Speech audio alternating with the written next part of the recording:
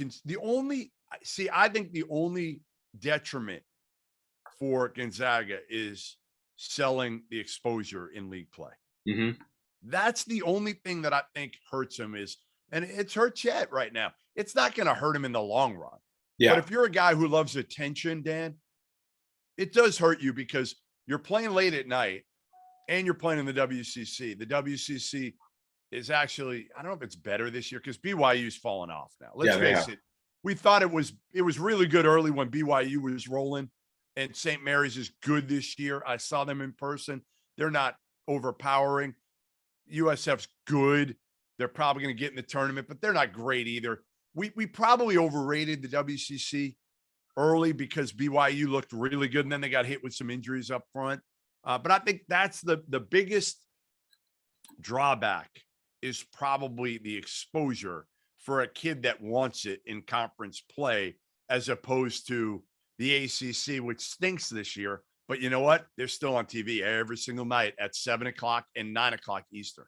Well, a quick thought about how to fix that. And on the topic of the WCC, I think it's a legit 3.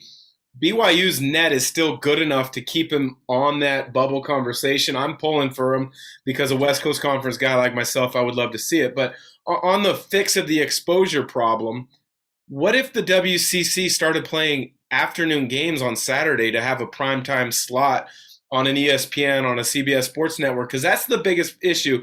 You live on the East Coast. You love college basketball, but an 11 p.m. start tip time is hard for you, I can only imagine. It sucks. I mean, seriously, I'm older. Like when I was 25, it really didn't matter.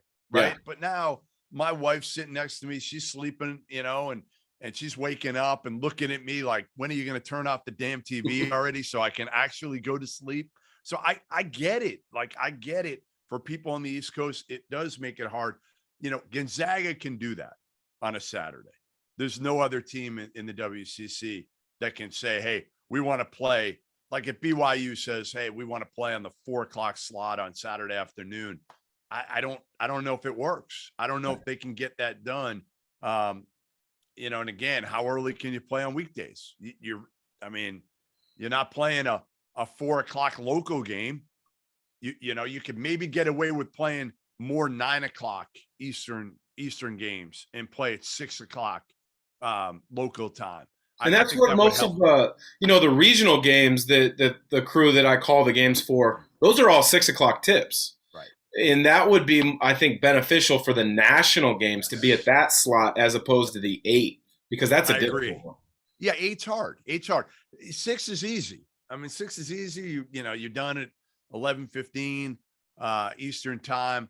That's no problem. But a game that starts at 11:00 Eastern is hard for people to tune into. You can't blame them, especially if it's Gonzaga Pepperdine or Gonzaga Pacific or Portland. Again, BYU, St. Mary's, USF right now, they have some pop to them. I think people would be more apt to stay up, but some of the bottom feeder teams in the league just don't have any juice.